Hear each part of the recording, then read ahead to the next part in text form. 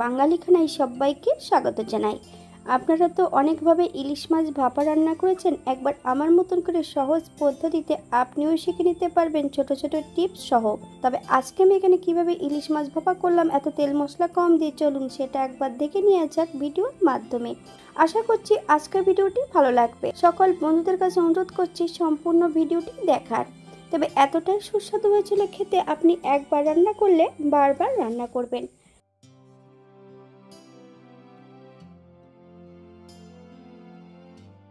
এখানে আমি একটা গোটা ইলিশ মাছ নিয়ে নিয়েছি।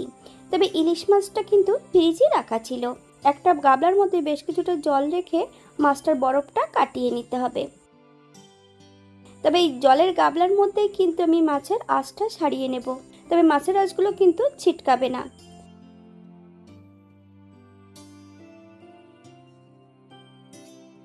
এই পর্যায়ে আমি মাছটা কেটে নিয়েছি।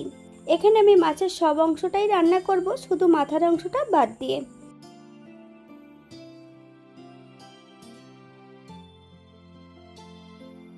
মাছগুলোকে বেশ পরিষ্কার করে ধুয়ে নিয়েছি।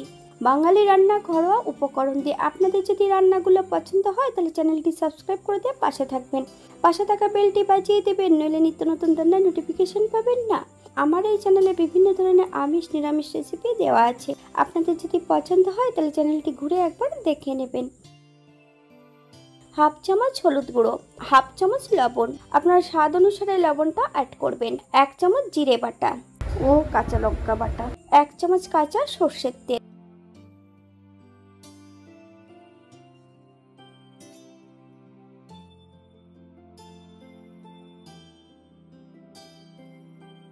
মাছের গায়ে বেশ ভালো করে লাগিয়ে নিয়েছি। 10 থেকে 15 মিনিটের জন্য রেস্টে রেখে দিতে হবে। অপর দিক থেকে আমি বেশ কিছুটা সর্ষে বেটে নিয়েছি। এখানে বেশ কিছুটা জল অ্যাড করব। একটা এয়ারটাইট টিফিন বক্স নিয়ে নিয়েছি। এক এক করে ম্যারিনেট করা সম্পূর্ণ মাছগুলো টিফিন বক্সের মধ্যে অ্যাড করতে হবে।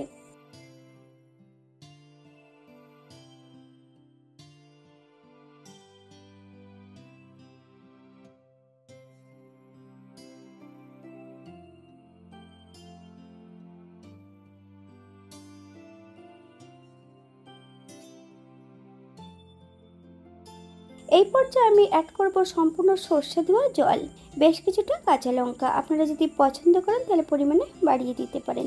2 থেকে 3 চামচের মতন কাঁচা সর্ষের তেল।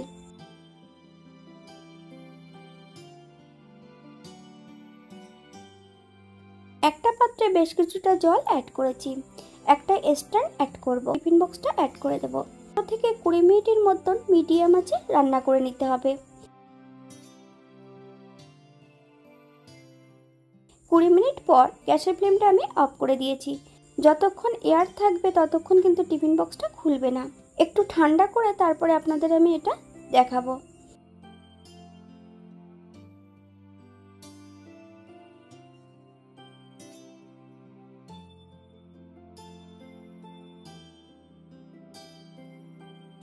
এটা দেখতে যেমন ভারী সুন্দর হয়েছে, এটা গরম ভাতে খেতে কিন্তু অসম্ভব ভালো হয়েছিল। আপনারা বাড়িতে একবার একই পদ্ধতিতে বানিয়ে নেবেন। মাত্র 2টো মশলা দিয়েই কিন্তু আমি এই রান্নাটা করেছিলাম। আপনারা যদি অন্য অন্য মশলা পছন্দ করেন তাহলে অ্যাড করতে পারেন।